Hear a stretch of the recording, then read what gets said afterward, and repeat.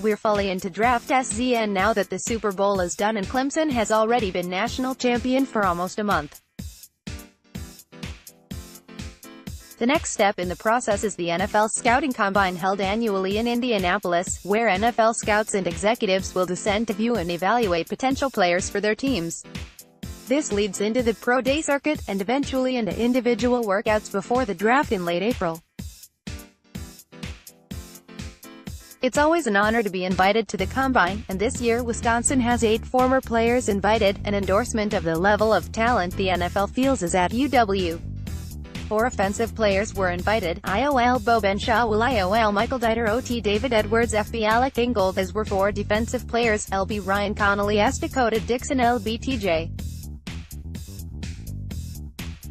Edwards LB Andrew Van Ginkel. Offensively, the linemen headline the group. David Edwards will likely be the first drafted.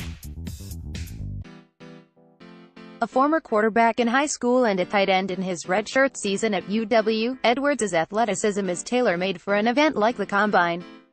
He's going to test well and catch the attention of the decision-makers. He could potentially make himself a good bit of money. Benshaw, Will and Dieter are the tried-and-true 4-year starters. After competing at the Senior Bowl with Ingold, look for Dieter and Benshaw to look better physically and weigh in between 305 to 310 pounds, a bit lighter than they were in college. They're not going to wow anyone, but they'll be respectable. Bucky's 5th podcast, EP 49, Owen shares observations from Senior Bowl practices, including how Ingold, Dieter, and Benshaw fared against some of the best competition in the country. Listen to interviews with all 3 players as well. Subscribe on iTunes and Google Podcasts.